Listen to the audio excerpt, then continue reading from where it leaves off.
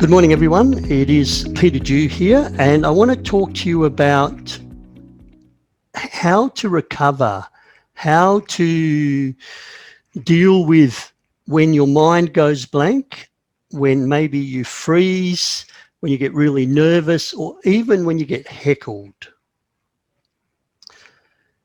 One of the things with public speaking, it is scary stuff. So we put ourselves out there to train, to educate. And then when things go wrong, if we can't recover, we then have that bad feeling and maybe we resist or we don't do any more training. So I want to give you some techniques so that when stuff goes wrong, you can recover and you know that you're doing okay and this is worthwhile and it's not the end of the world. Please ask questions as we go. And apply to your own situation. Is there something you're going to do differently in the future? Is there a previous time where you got a difficult question, where maybe you struggled, where maybe you froze? Is there times when your mind's completely gone blank? Do make comments. I will keep the chat box open and respond to those chats as we need to. All right, and welcome, Mathilde.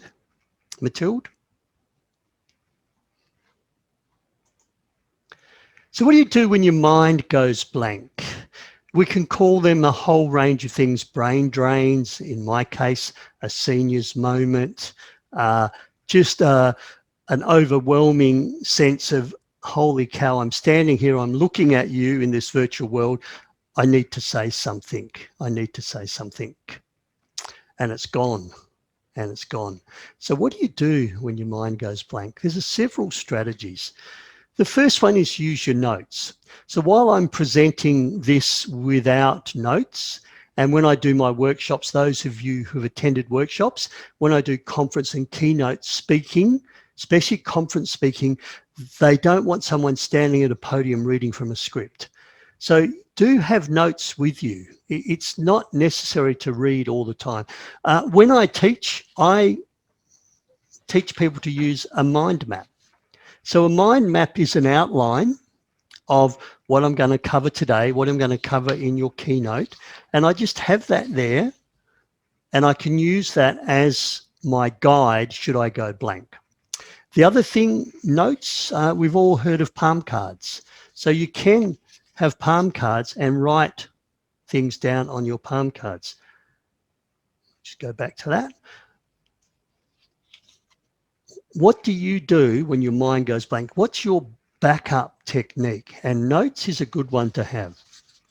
When you have a more complicated speech, statistics, data, maybe some quotes from famous people that you want to get exact, you may have a full script. So I will often advise people, especially for conference speaking, have a full script, have a mind map or a cheat sheet. Generally, the one sheet will do to go back for you to recover. And if you want some statistics, you can just say, look, I want to share some data with you and I want to get this absolutely right. Just give me one moment. And then you go to that page in your full script, or if it's not on your cheat sheet, and you find those statistics and you can then read that out. That's perfectly okay.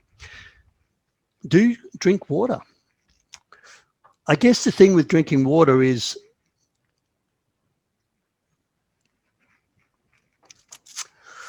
I'm pausing.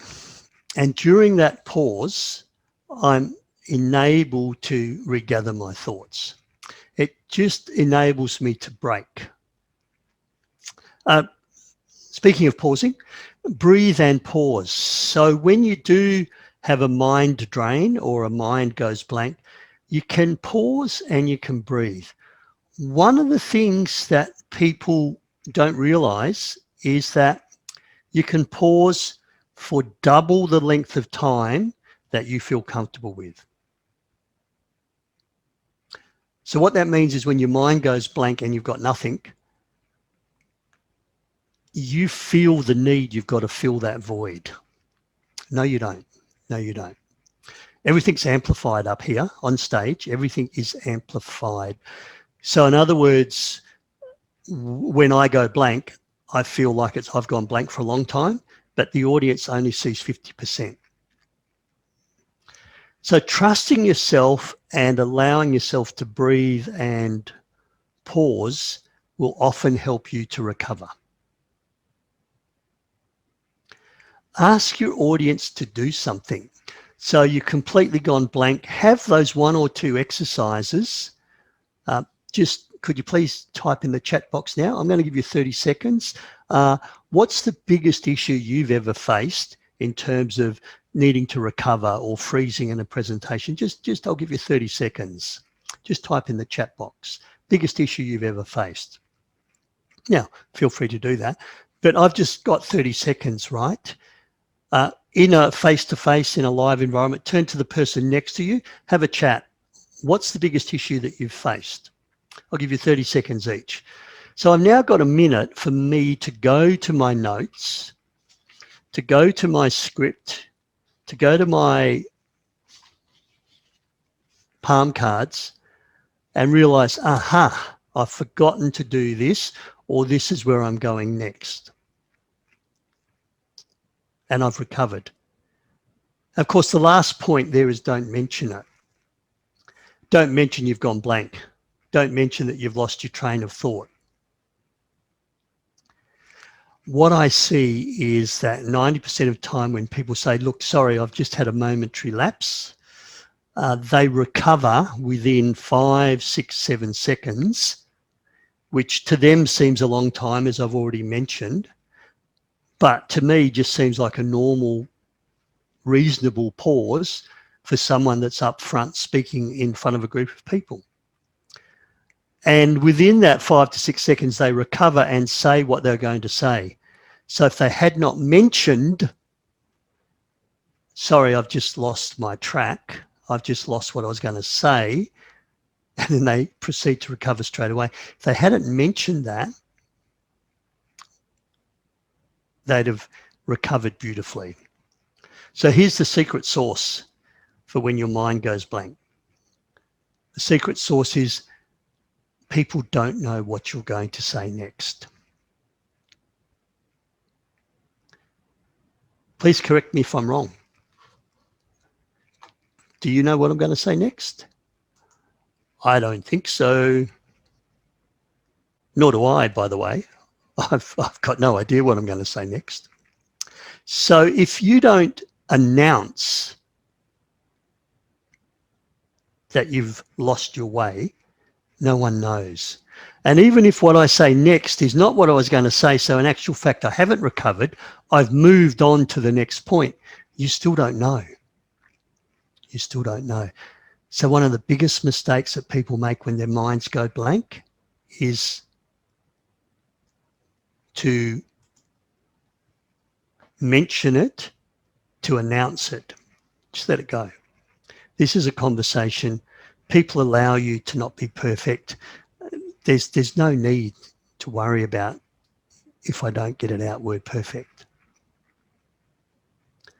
What do you do when you get heckled? This is another thing where you need to recover from. The heckling, the unwanted question, the completely left field question can often throw people. So remain calm.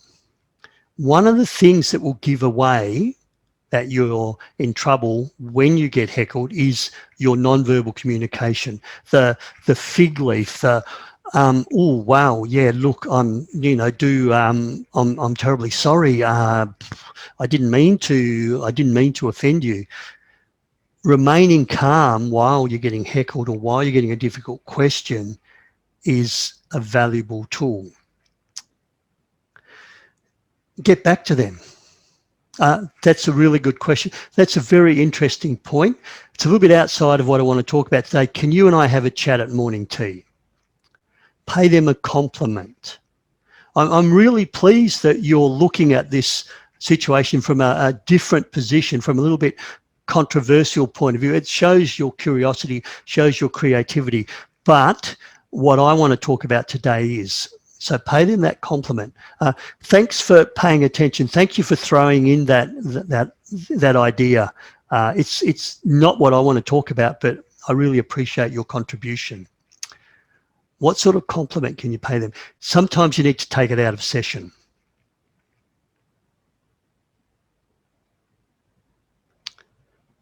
If it's a little bit outside of the scope, if it's a bit disruptive, if it's off topic, take it outside of session. That's a really good point you raise. I don't want to cover that here, but I've got some information, I've got some material that I'll share with you, and I will send that in an email to you. Or once again, I'll talk to you at morning tea. I'll talk to you at the end of the session. Yep. So some strategies for when you get heckled. The secret sauce really is about remaining calm while under fire.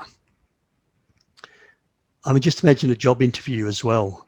And sometimes the interview panel sort of play good cop, bad cop.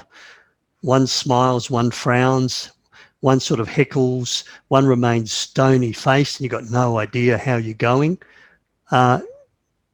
Your ability to remain calm while under fire, calm while under pressure, calm while being heckled will hold you in good stead.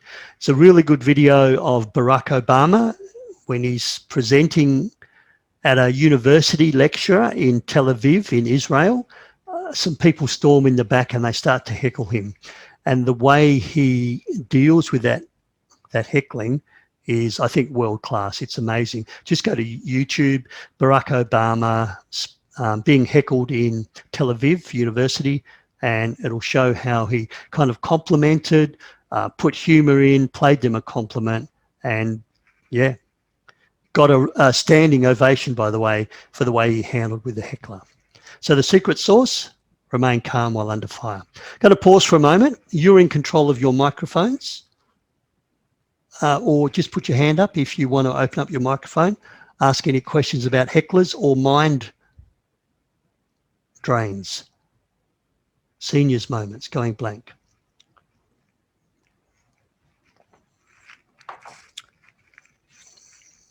No questions?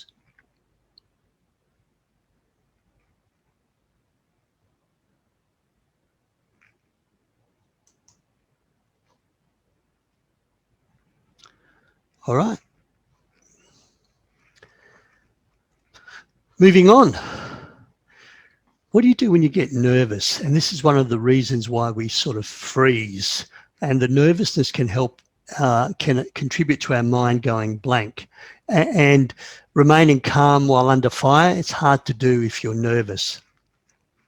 So one of the things that I do is I'm big on breathing, and my non-verbal, my resting position with my hands when I walk on stage on a conference is around here. And even when I'm gesturing, generally I can keep one hand here. And this is checking in that I'm breathing low and deep relaxation. Public speaking is stressful. How do you breathe? What sort of breathing do you do? If you notice shallow breathing up here, that's probably a nervous breathe and won't serve you well. So learn to breathe. Relaxation. What do you do in terms of your relaxation? Are you a mindfulness person? Do you meditate? What do you do when we're about to introduce the next speaker at the conference? And there's 250 people. And our next speaker is Laura Adams. Let me read out Laura's bio. Laura, da-da-da-da-da. And Laura, what are you doing as you hear your bio and you notice your anxiety going up? Do you meditate? Do you deep breathe? Do you relax? When you learn to breathe deep and when you learn to relax, this is what helps you fake it until you make it. So that means I can walk on stage Ready to speak. Deep breathing, posture, eye contact, smile, and look confident while I'm really, really nervous.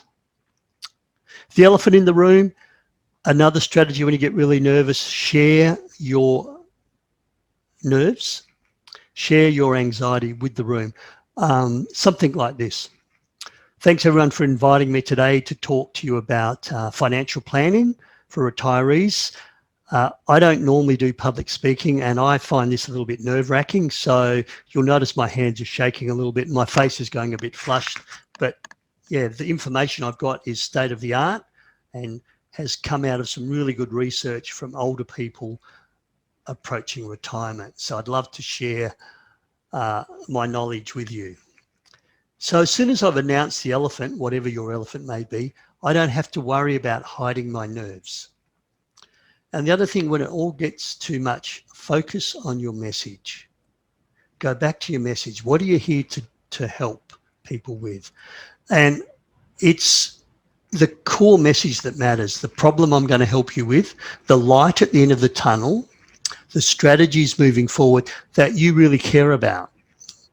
You really don't care about whether I'm nervous, whether I'm anxious, whether my palms are sweaty. You're there in this virtual training. You're there out of self-interest for yourself.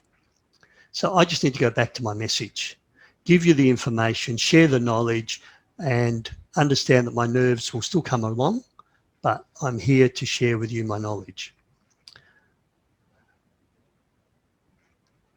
And the secret sauce for this is it's not about you. It's about the audience.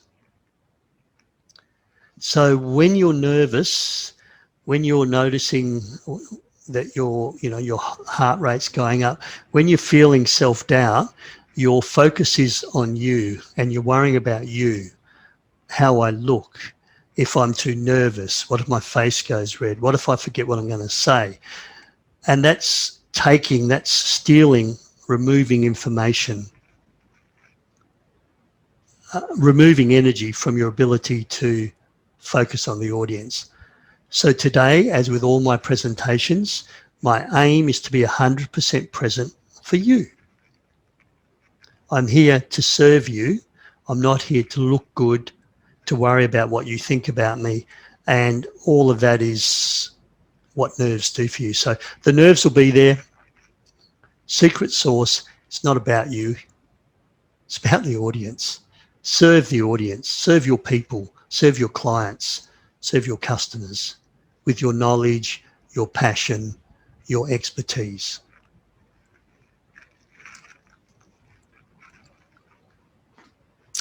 What do you do when your equipment fails? And what do I do when the power goes out or my internet drops out mid-webinar? There's no easy recovery for that one, but what I would do, just to illustrate you need a plan B, is I would email all of you and apologize, and I'd send you a recording, so I'd redo this webinar at some other time when the internet's back, record it and send it to you with my apologies, and I'll probably add a bonus, a tip sheet or something, so that in the end you feel I've got more than the webinar. I've also got Peter's ebook or Peter's tip sheet. So what do you do when your equipment fails? Have a set of printed slides. Your PowerPoint slides, you can print them, and some people print them and put notes in notes view, so you've got your notes as well. So you can have a printed set, and if something goes wrong, I can always let people know that I've got PowerPoint slides. I will email you a copy of the PowerPoint slides, and then I'll just move on. So I've got my guide, I've got my PowerPoint slides that I can use should I need them as my mind map. Use a flip chart. Go analog.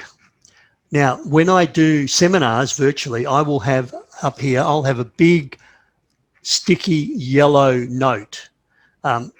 bigger than A1. I think a B2. It's a proper M3 yellow flip chart, and it sticks on the wall and it contrasts well with the white wall. And I've got big fat markers that I then use to write and deconstruct things. And I also take a photo of the flip charts and I send it afterwards. So carry a flip chart with you. Can you go analog? I was doing a presentation in one of the mine sites in the Pilbara, and they booked this 2 months in advance, flew me up, accommodate me the night before. I'm on the next morning at the mine site at 7 a.m. in the morning. 12 mine workers walk in, and there's a scheduled shutdown of the entire power plant for that mine site. So there's no electricity because it's scheduled shutdown, planned. And they've now got me in a room with 12 people training. So no PowerPoint, no streaming YouTube videos, no audio sort of sound or music. Luckily, I was able to deliver the first 2 hours using flip chart, using my notes, got people engaged, and power came on at about 10 a.m., 10:30 a.m. Then I could weave back some of the videos and the PowerPoint slides that I felt added value to what I was saying.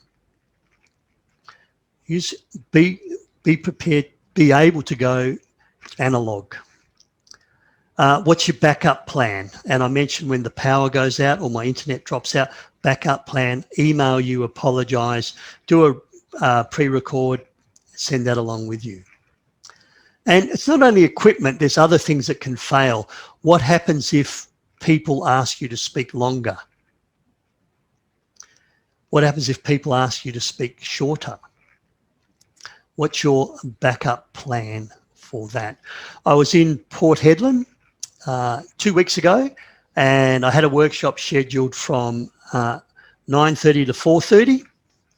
Everything's going really well and all planned. And then 6:30 flight out that evening. So finish at 4:30, say goodbye, a few questions, pack everything up at 5, in the car, out at the airport by 5:30, plenty of time for a 6:30 flight.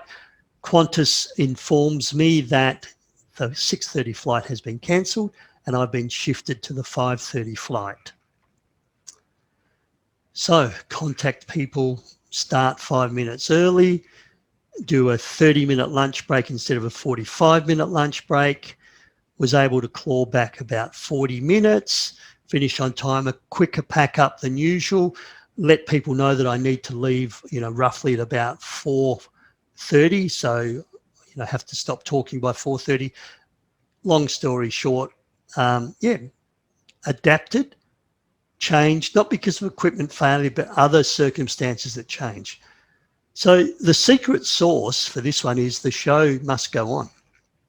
And ask yourself, what if? What if the power goes out? What if my PowerPoint doesn't work? What if the internet drops out? What if the speaker before me speaks into my time and I've now got to speak shorter? What if the speaker before me doesn't turn up and I now have to speak longer?